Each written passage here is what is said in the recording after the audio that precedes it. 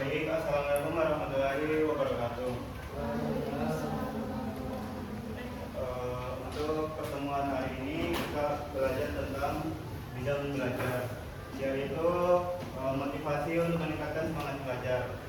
Materi kemarin itu minggu kemarin ada yang ingin nggak terkait materi yang Bapak berikan? Ayo, tentang apa minggu kemarin? Tentang membuat poster karir.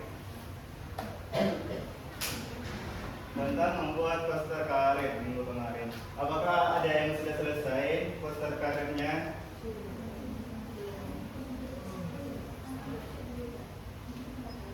Apa kebanyakan yang masih lupa terkait tugasnya gara-gara UTS ya? Untuk pengumpulannya nanti minggu ini, palingan hari Jumat nanti pengumpulannya terkait tugas bidang karir.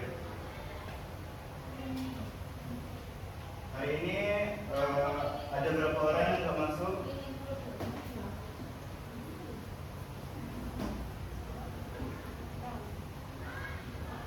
Hari ini ada berapa orang yang nggak masuk?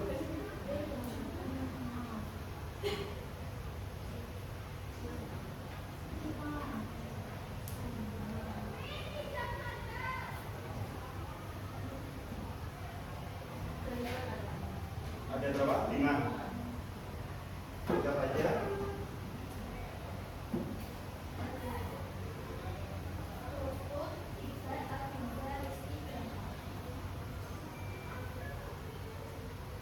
Itu yang 5 orang itu mana?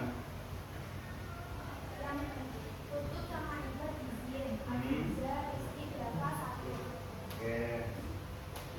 Jadi langsung aja kita masuk di materi sekarang itu, yaitu motivasi untuk meningkatkan semangat belajar. Ada yang tahu nggak terkait pengertian motivasi?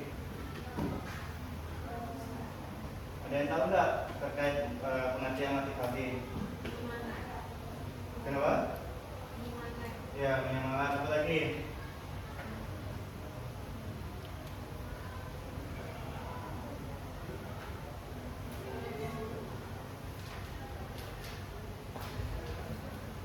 Ada lagi nggak selain penyemangat? Ayo cowok, ada yang bisa jawab nggak terkait motivasi pengertiannya? Siapa tadi yang bisa jawab? Kata-kata. Kata-kata apa dulu? Mendorong semangat seseorang. Oke, terus ada lagi nggak selain 2 ini? Untuk apa? Mencapai tujuan apa dulu?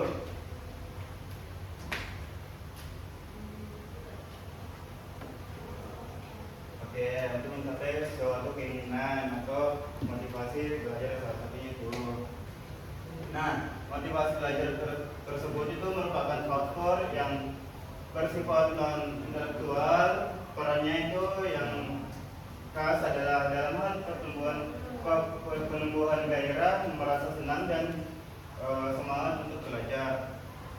Terus di sini ada poin-poin terkait motivasi belajar itu ada 3. Yang pertama mendorong manusia untuk berbuat. Terus yang kedua menentukan perbuatan. Terus yang ketiga menyertai perbuatan. Ada yang paham nggak terkait 3 ini? Yang pertama itu mendorong manusia untuk berbuat. Ada yang paham nggak ini? Hah? Apa? Itu apa? Ayo, mendorong manusia untuk berbuat.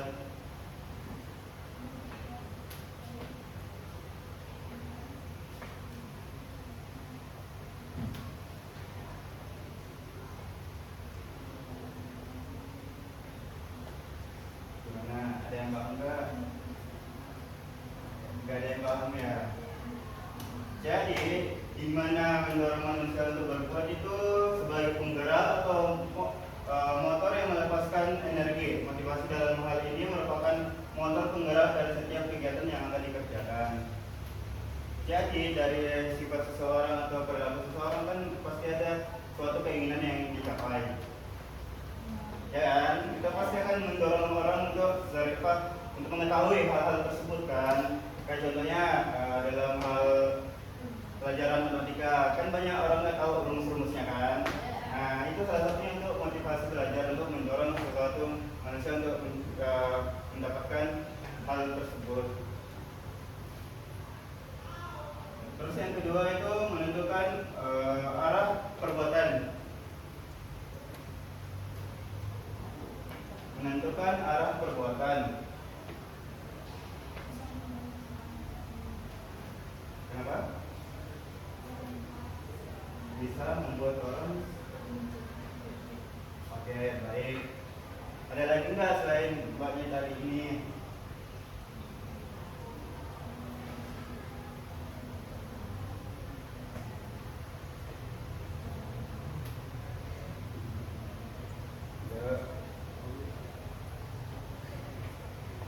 Nah, betul tadi kata mbaknya, di mana menentukan arah perbuatan yaitu arah tujuan yang kehendak dicapai. Dengan demikian motivasi dapat memberikan arah dan kegiatan yang harus dikerjakan sesuai dengan rumusan tujuannya. Terus yang ketiga, di mana menyeleksi perbuatan itu ada yang paham nggak? Gak ada ya? Ya, langsung aja kakak jelaskan. Menyeleksi perbuatan yaitu menentukan perbuatan yang apa yang harus dikerjakan yang sesuai dengan yang serasi guna mencapai tujuan, dengan menyisihkan perbuatan yang tidak bermanfaat bagi tujuan tersebut. Seorang siswa yang menghadapi tujuan atau ujian dengan harapan dapat lulus, itu yang nomor 3. Jadi siswa-siswa itu kalau misalnya pas ujian kan harus kebanyakan belajar kan untuk mencapai nilai KKM kan ibaratnya.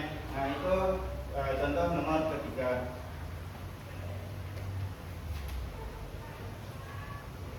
Nah di sini ada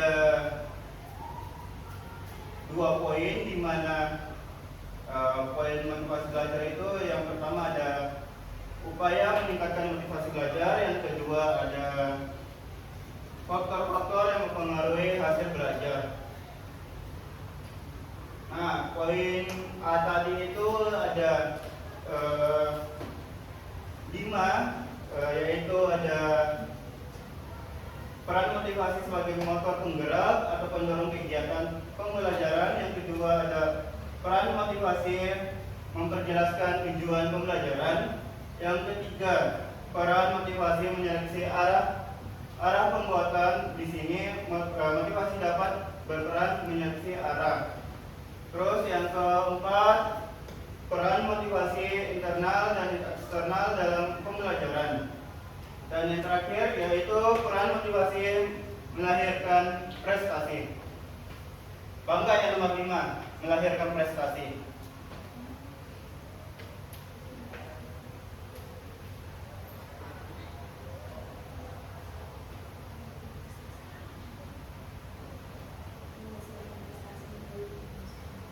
Ya, paham nggak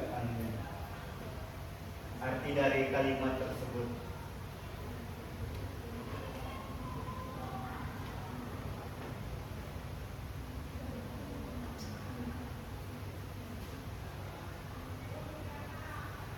Nah, dari kalimat tersebut, peran motivasi melahirkan prestasi yaitu kita sebagai individu atau sebagai siswa atau sebagai apapun itu pasti mencapai tujuan tersebut untuk mendapatkan peraih atau mendapatkan suatu keinginan, ibaratnya sukses lah. Contohnya itu, kalau kita dapat nilai di atas KKM, otomatis kita udah berhasil kan untuk udah sukses juga ibaratnya itu kan, untuk mencapai suatu prestasi. Itu salah satu contoh kecilnya.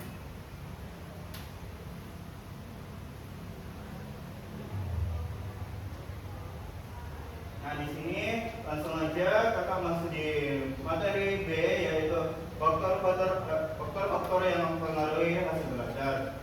Ada yang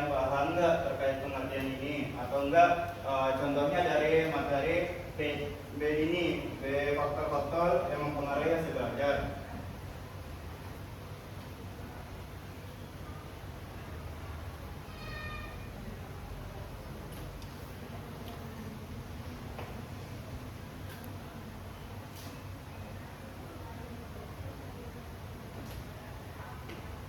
Ada yang paham enggak? Ayo, cewek apa cowok bisa nggak menjelaskan tadi terkait faktor-faktor atau pengertiannya? Ada yang paham nggak terkait pengertian atau enggak? Contohnya aja. Lingkungan. Kenapa? Faktor lingkungan, terus apa lagi? Ayo, dari tengah. Dari tadi kan di kiri terus kan, kebanyakan motivasi apa? Motivasi nanti mendorong anaknya untuk belajar dan nanti bisa menghasilkan yang Oke, betul. Ayo dari kelompok sini, dari tadi ini nggak ada suaranya di kelompok sini. Ayo, cewek, cowok. Yuk. Ayo, kelompok sini, dari kanan kelompok sini.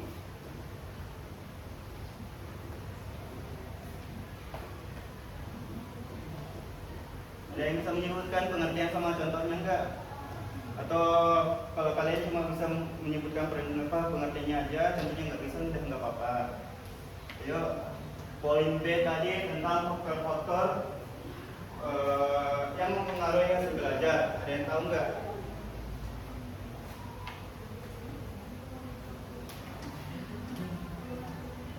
Ayo, cewek cowok, kelompok sini dari tangan kelompok sini.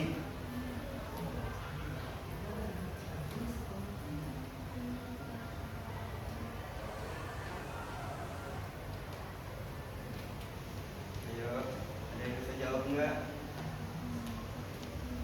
Ayo, yang di belakang gimana? Ayo, ini ketua kelasnya kan yang di belakang? Ya, ayo ketua kelas.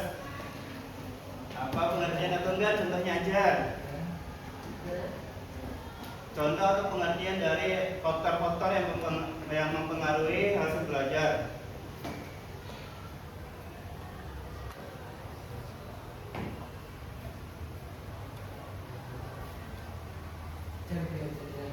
Jam belajar. Terus apa lagi?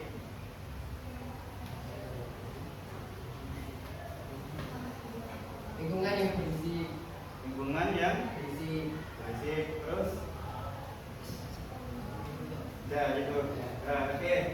Tadi jawab apa tuh? Gak jadi. Oke. Nah, di sini kakak langsung bacakan di mana faktor-faktor yang mempengaruhi hasil belajar itu yaitu berhasil atau tidaknya proses belajar seseorang dipengaruhi oleh banyak faktor. Terus baik faktor yang berasal dari dalam diri atau faktor internal. Yang kedua faktor individu, internal atau individu maupun faktor yang berasal dari luar, yaitu faktor eksternal individu. Pengenalan terhadap faktor-faktor yang mempengaruhi keberhasilan belajar sangat penting dilakukan dalam rangka membantu para siswa dalam mencapai hasil belajar yang sebaiknya. Nah, di sini ada tujuh yang mempengaruhi hasil belajar siswa. Yang pertama ada karakter siswa, yang kedua ada sikap terhadap belajar, yang ketiga motivasi belajar, yang keempat konsentrasi belajar, yang kelima kemampuan mengolah bahan belajar, yang keenam kemampuan menggali hasil belajar, dan yang terakhir rasa percaya diri. Itu contoh dari faktor mempengaruhi hasil belajar. Ada 7 kategori atau 7 contoh poin.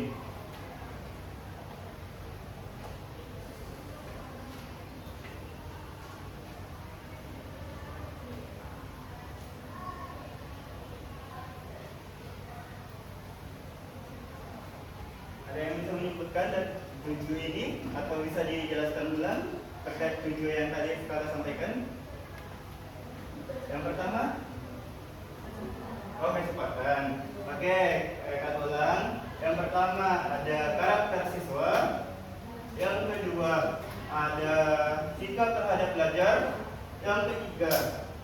ada motivasi belajar. Yang keempat, ada konsentrasi belajar.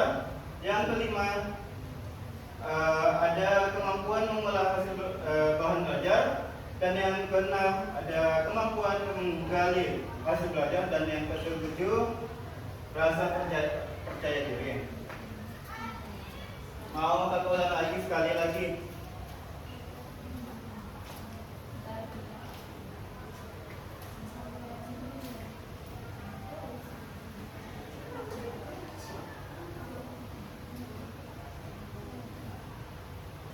Kita ulang sekali lagi ya. Nomor 1 itu ada karakter siswa, yang kedua ada sikap terhadap belajar, yang ketiga motivasi belajar, yang keempat konsentrasi belajar, yang kelima kemampuan mengolah bahan belajar, yang keenam kemampuan menggali bahan hasil belajar, yang ketujuh rasa percaya diri.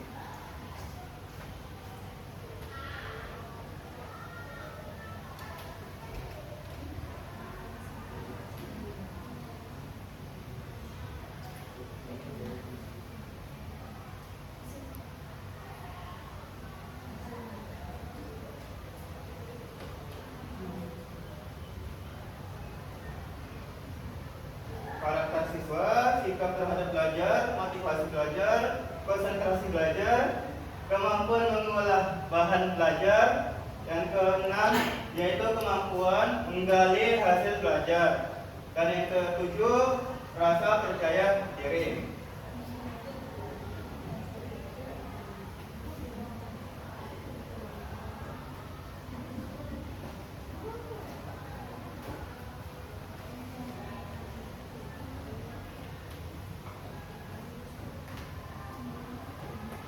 Sudah paham nggak teman-teman terkait materi hari ini, yaitu motivasi?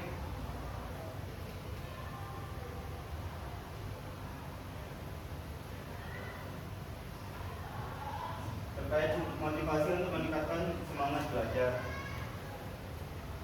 Jika kalian sudah paham semua, kakak minta tolong satu lembar aja dinaikkan. Kertas lembar dinaikkan. Terus catat apa saja 7 poin itu, maksudnya maksud yang dimaksud dari 7 poin tadi aku sebutkan.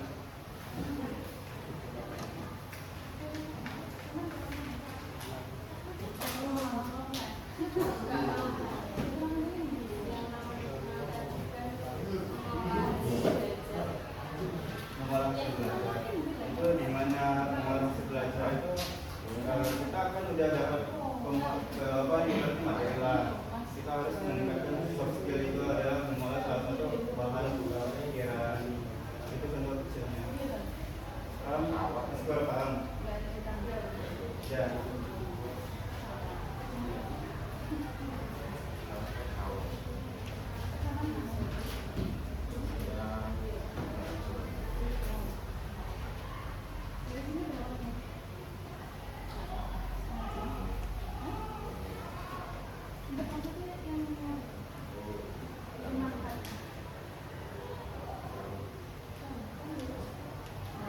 Ayo, apa yang dimaksud 7 kategori tadi atau 7 poin yang kakak sampaikan?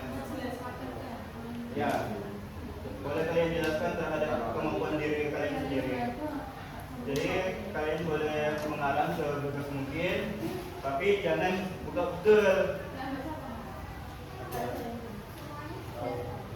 Ya boleh. Kalau kalian kamu jelaskan, kasih contoh aja apa yang dimaksud dengan nomor 1 yang itu, apa yang dimaksud, apanya yang langsung tujuannya ke karakter siswanya itu.